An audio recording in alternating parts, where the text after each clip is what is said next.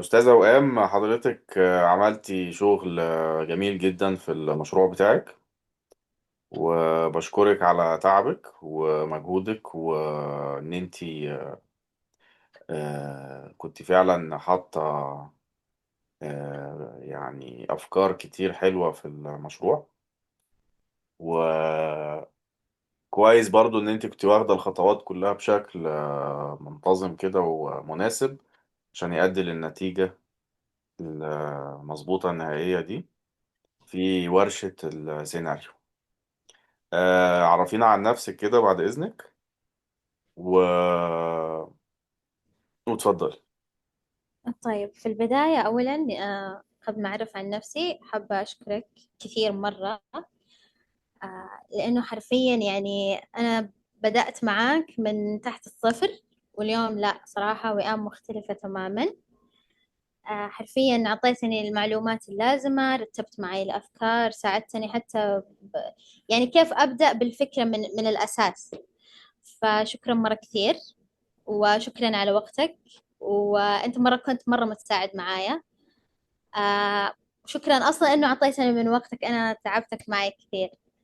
طبعا أنا أه وئام من اليمن، وأخذت معكم الكورس أونلاين. وصراحة المرات الجاية أنا حاخذ باقي الكورسات اللي هي صناعة الأفلام والتمثيل، وباقي الكورسات اللي إن شاء الله يعني حاطلع عليها. إن شاء الله تنورينا تنورينا، ويعني إحنا كنا سعداء إن إحنا كنا عند حسن ظنك، وإن أنت استفدتي، وإن شاء الله تخشي المجال بقى بقوة كده، وتبقي جاهزة لأي تحديات إن شاء الله ممكن تقابلك. إن شاء الله بإذن الله. شكرا، يعطيك العافية. شكرا ليكي.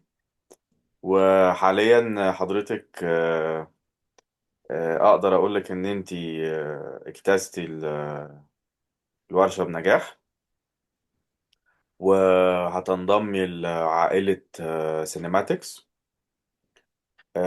عائلة سينماتكس هتفيدك لو في فرصة للشغل او التدريب في المجال، سواء معانا او حتى مع الشركات الاخرى اللي هي بره سينماتكس خالص. و... وبس كده. شكرا على هذه الفرصة، والله شكرا كثير. وإن شاء الله يعني الناس اللي كمان حيدرسوا، أنا حنصح كل الناس اللي معايا إنه يعني يدرسوا عند سينماتكس، لأنه حرفيا كمية الاستفادة اللي خرجت منه مرة كثيرة. فشكرا مرة ثانية. ده احنا سعداء بده جدا، وشكرا لحضرتك جدا جدا. العفو.